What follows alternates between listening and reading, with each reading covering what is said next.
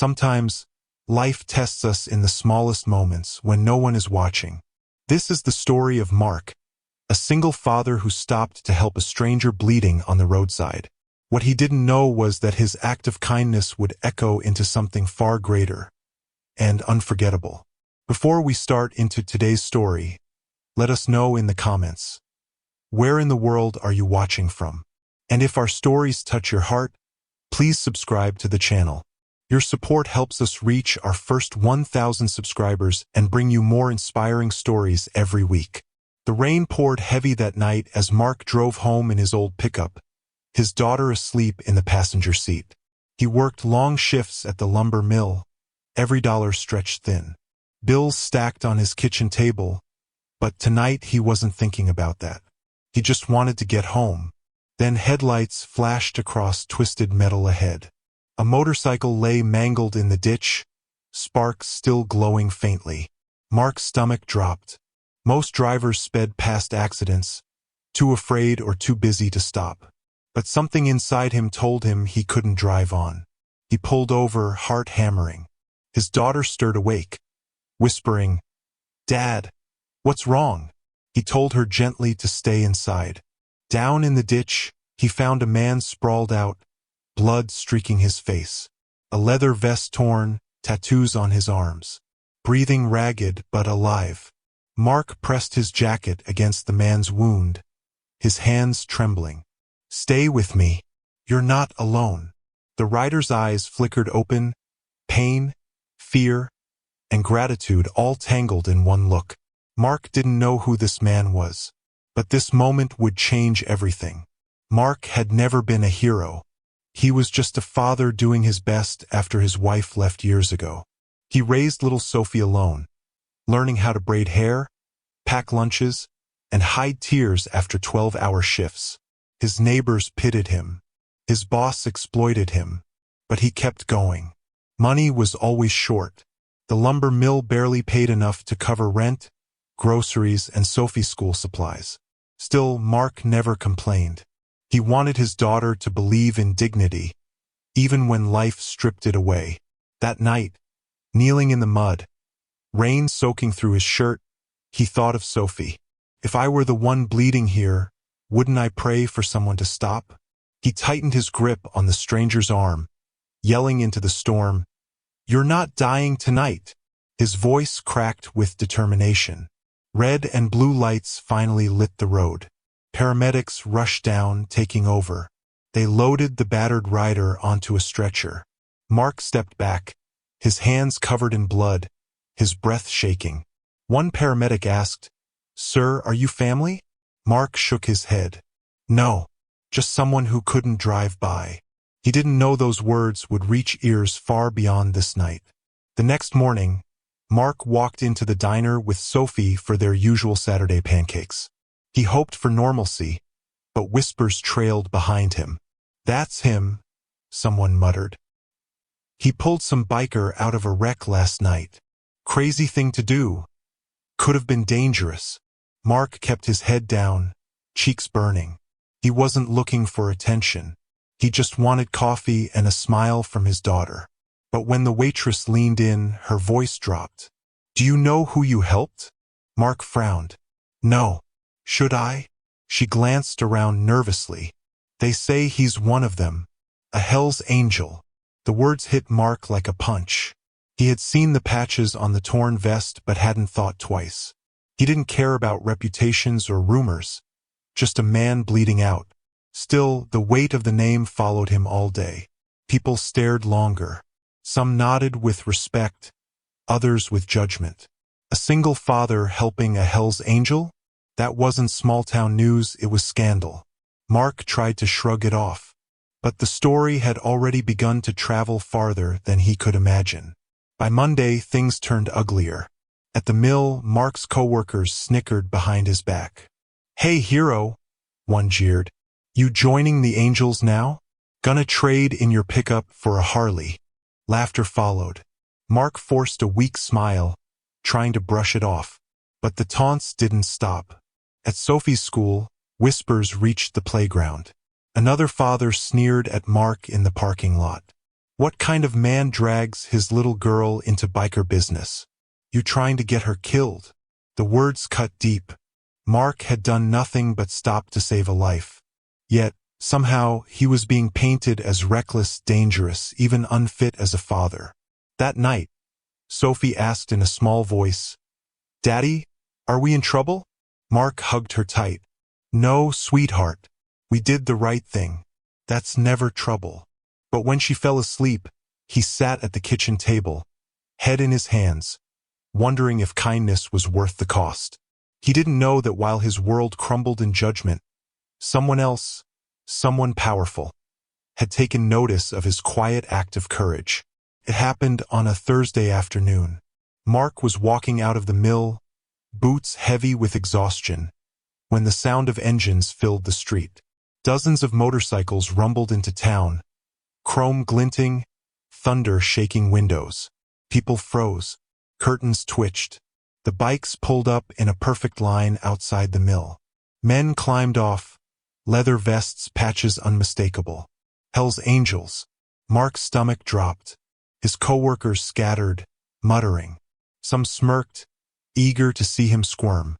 From the center of the pack, a tall, broad man with silver in his beard stepped forward. His eyes locked onto Mark's. "You, Mark." His voice was deep, calm. Mark swallowed hard. "Yeah." The man extended a hand. "Name's Red. You saved one of ours." The street fell silent. Every pair of eyes fixed on Mark, waiting. Red's grip was firm, his tone unshakable. "We don't forget things like that. You gave your jacket, your blood, your courage. Now we give back." Before Mark could respond, Red added words that froze the whole town. "Every hospital bill with your name on it, covered. That's from the Angels." The whispers turned to gasps. Mark just stood there, stunned. The news spread like wildfire. By evening, the diner was buzzing, phones snapping pictures of the bikes lined up outside the mill. Some folks whispered in awe, others in fear. "Did you hear? The Angels paid that man's bills. Must be in their pocket now. Or maybe he just did the right thing." Mark sat with Sophie that night, the weight of stares still burning his skin. "Daddy," she asked, "why do people look at us funny?" He brushed a strand of hair from her face. "Because they don't understand, sweetheart. They don't understand kindness doesn't pick sides." But the town had already picked its sides. To some, Mark was a hero, proof that compassion mattered. To others, he was now tainted, marked by association with men they feared. At the grocery store, one woman pulled her cart away sharply.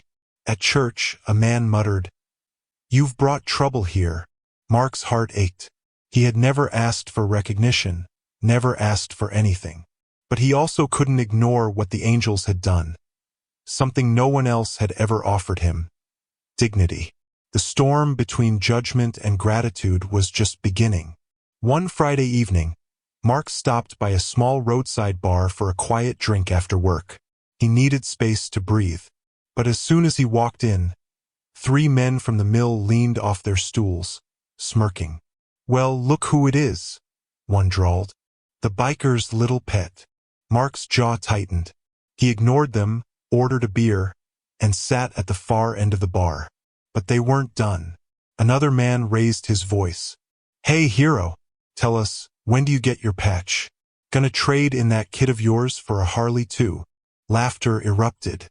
The bartender looked away, unwilling to get involved. Mark clenched his fists under the counter. He had endured whispers, stares, humiliation, but mocking Sophie? That cut too deep. He stood slowly, his voice steady but low. "Leave my daughter out of your mouth." The tallest of the men smirked, stepping closer. "Or what? Gonna call your biker buddies to handle it?" The bar went quiet, tension thick as smoke. Mark's hands shook. Not from fear, but from years of swallowed rage finally pressing to the surface. The confrontation was about to break. Just as the air thickened with the promise of a fight, a sound rolled in from outside, deep, thunderous, unmistakable. Engines. The bullies froze, eyes flicking toward the windows where faint headlights streaked across the glass. The laughter died. A slow rumble grew louder until it drowned out every whispered thought. The door creaked open, and in walked Red with two angels at his side. Their boots hit the wooden floor like thunderclaps, their presence filling every inch of the bar. Red's eyes scanned the room, locking onto Mark immediately. Then his gaze shifted to the three men looming near him. Silence stretched taut. Problem here? Red's voice was calm, but carried a weight that made the bullies step back instinctively. Mark's pulse hammered. He didn't want violence. Not in front of Sophie, not in his town. But the room was charged, every soul waiting to see what happened next. Red placed a heavy hand on Mark's shoulder. "He's with us," he said simply. Those three words shifted the entire air. For the first time, Mark wasn't standing alone. The tallest bully spat on the floor. "What's this? Some kind of show? You think this town's afraid of you?" The bar held its breath. Red didn't move closer. He didn't raise his voice. He simply looked at the man with eyes forged from years of storms. "We don't do shows. We do respect. And this man," he nodded to Mark, "earned ours the night he pulled one of ours out of the dirt. You," he tilted his head, "you're just noise." The bully bristled, fists clenching, but his friends tugged him back. The weight of reputation of the rumbling engines still outside was too much to test. Mark felt the tremor of fear wash through the room. Not his, but theirs. For once, he wasn't the one shrinking under humiliation. Red leaned close to him, whispering just enough for Mark to hear. "You don't need to fight them. That's what brotherhood is for. We stand where others fall." The bullies slunk back to their stools, muttering curses they didn't dare shout. The balance of power had shifted. For the first time, Mark stood tall. That night, as Mark tucked Sophie into bed, she looked at him with wide, searching eyes. "Daddy," she whispered, "were those men really your friends?" Mark sat on the edge of her bed, the weight of the evening still fresh. "Friends." He paused. "Not in the way we usually mean it, but they stood up for us when no one else would." Sophie's little brow furrowed. "Because you helped their friend?" Mark nodded slowly. "Sometimes kindness comes back in ways we don't expect. Sometimes the people the world fears are the ones who protect you." She thought about that for a moment, then smiled faintly. "Then I'm glad you stopped the truck that night." Mark's throat tightened. He kissed her forehead, brushing away a strand of hair. "Me too, sweetheart. Me too." As he turned off the light, he caught his reflection in the dark window. For the first time in years, he didn't just see a tired, broke single father. He saw a man who had done the right thing and stood tall because of it. By morning, the whole town had heard what happened at the bar. Stories spun faster than the truth. Some said Mark had called in the angels to threaten his enemies. Others swore they had seen him smiling while bikers took over the bar. At the diner, the stares returned. Only this time they were mixed. Some eyes still judged, but others surprisingly held respect. A farmer Mark barely knew tipped his hat. "Heard what you did, son. Brave thing." An older woman approached quietly. "I lost my husband in a wreck years ago. Thank you for stopping when others wouldn't." Mark felt the divide widening. But for once, the whispers weren't only against him. Some people were finally seeing what he had seen all along, that kindness was not weakness and dignity was not for sale. Still, the rumors stung. He wasn't trying to be a symbol, or a hero, or the town's controversy. He was just a father who had stopped on a rainy road. But sometimes, the smallest actions ripple far beyond what we intend. Weeks passed. Hospital bills arrived in thick envelopes, the kind that used to make Mark's stomach sink with dread. But now, stamped across the top were words that nearly brought him to his knees. Paid in full. The angels had kept their word. Every cent covered. One evening, Red stopped by Mark's modest house. Sophie peeked through the curtains, wide-eyed, as the motorcycles lined the street. You didn't have to do this, Mark said quietly, standing on the porch. Red shook his head. No, brother. We did. You gave when you didn't have to. We do the same. Mark swallowed hard, unsure how to respond. All his life, dignity had been taken from him, by poverty, by whispers, by people who saw him as less. And now here it was, handed back not by neighbors or coworkers, but by men the world feared. Before leaving, Red pressed something into his hand. A small silver coin engraved with an angel and the word respect. Mark stared at it long after the engines faded. For the first time he felt seen not as weak but as worthy. One evening, as Sophie colored at the kitchen table, she glanced up at her father. Daddy. Yes, sweetheart. Are you a biker now? Her voice was curious, innocent. Mark chuckled softly, ruffling her hair. No, honey. I'm still just your dad. But they like you, she said simply. They call you family. And you smile when they're around. Her words cut straight through him. It was true. For the first time in years, Mark had people who stood at his side. Not because they pitied him. Not because they owed him. But because of one choice on a rainy night. He crouched beside her, looking into her eyes. Family doesn't always look like us, Sophie. Sometimes it's people who step in when the world turns away. She thought about that, then nodded. Like how you stepped in for that man. Mark's chest ached with pride. Exactly. In that moment, he realized Sophie wasn't just watching his choices. She was learning from them. And that lesson, that kindness echoes, was more valuable than anything money could buy. Months later, Mark found himself driving past the same stretch of highway. The ditch still bore faint scars from the crash. The rain had long washed away the blood, but in Mark's mind, the image would never fade. He pulled over quietly, Sophie in the back seat humming to herself. He stepped out, standing in the place where everything had changed. The memory came rushing back. The fear, the cold rain, the weight of a man's life in his hands. But alongside the memory came something else. The rumble of motorcycles, the coin in his pocket, Sophie's small voice telling him she was glad he had stopped. Mark knelt, pressing his palm to the earth. You never know who you're saving, he whispered. But I know what it gave me. When he rose, Sophie had stepped out too, clutching his hand. Daddy. Yes, sweetheart. She pointed to the road. If it happened again, would you stop? He smiled softly. Every time. Life didn't magically get easier. The mill still underpaid him. Bills still piled. Whispers in town never fully vanished. But Mark walked differently now. Shoulders straighter, eyes clearer. At the bar, no one mocked him again.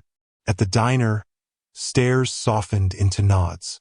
And at Sophie's school, a few fathers who once sneered now gave hesitant smiles.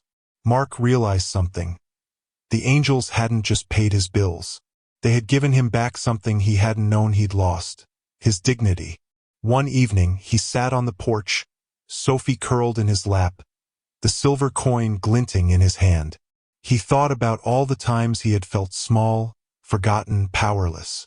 Then he thought about the roar of engines, the weight of Red's hand on his shoulder, the simple words, "He's with us." Strength, Mark realized, wasn't about fists or money. It was about standing when you could have walked away. It was about showing kindness, even when the world mocked you for it. And sometimes, strength came back to you in ways you never expected. One evening, Mark was closing up the mill when he noticed a familiar rumble outside. Red's motorcycle stood parked by the gate. The older biker leaned against it, smoking quietly, his eyes sharp but kind. "Got a minute?" Red asked. Mark wiped the sawdust from his hands and nodded. Together they walked into the fading light. Red exhaled smoke, staring off at the horizon. "The man you saved, his name's Dalton. He's alive today because of you. He wanted me to tell you he's walking again." Mark's throat tightened. That's good to hear." Red turned, locking eyes with him. "Dalton said when you leaned over him in the rain, He thought it was an angel. Said he heard your voice telling him not to give up. That's the only reason he held on. Mark's chest swelled with emotions he couldn't name. Shock, gratitude, disbelief. Red tossed his cigarette aside. You gave him back his life. We gave you back your dignity. That's how it works, brother. Respect goes both ways. Mark stood frozen, humbled by the weight of it all. Weeks later, the town held its annual harvest festival. Mark had dreaded it in years past, always feeling like the odd man out, the single father whispered about. But this year, things were different. As he walked with Sophie through the fairgrounds, lights glowing, he heard the familiar thunder of motorcycles approaching. Heads turned as the angels rolled in, chrome shining under the carnival lights. Children pointed, parents stiffened. But to Mark's surprise, the riders didn't come for trouble. They came for him. Red strode over, clapped a heavy hand on Mark's shoulder, and nodded toward Sophie. This your girl? Mark nodded nervously. Sophie peeked up, eyes wide. Red bent down, his rough voice softened. You've got a brave dad. Don't ever forget that. Sophie smiled shyly, gripping Mark's hand tighter. For the first time, people weren't whispering about Mark with disdain. They were whispering with awe. Not because he was a biker, but because he had done what no one else had. That night, under the glow of carnival lights, Mark finally felt like he belonged. But not everyone had softened. The same 3 mill workers cornered Mark near the food stands, sneers plastered on their faces. Still hiding behind your biker friends? One taunted, stepping close. Mark's jaw tightened. His instinct was to shrink, to avoid the fight. But this time he stood tall. I don't need anyone to hide behind, Mark said firmly. I did what was right. You would have driven past and let a man die. That's the difference between us. The bully scoffed, raising a hand as if to shove him, when suddenly shadows loomed. Red and 2 angels appeared behind Mark, their presence like a wall. The bully froze, hand halfway raised. Red's voice was low, steady, lethal with truth. You lay a hand on him, you lay a hand on us. You want that fight. The bullies backed away, muttering curses under their breath, but not daring to touch him. Mark didn't need to throw a punch. Dignity had already won. And in Sophie's eyes, watching from nearby, he saw pride shining brighter than any victory. Later that night, Mark and Red sat on the back of a tailgate, carnival lights flickering in the distance. Sophie chased fireflies nearby, laughter echoing through the air. You stood tall tonight, Red said quietly. Didn't need us to fight your battles. Mark exhaled slowly. For a long time, I thought strength was about never breaking. But I was wrong. It's about showing up, even when you're scared. About choosing kindness, even when people laugh at you for it.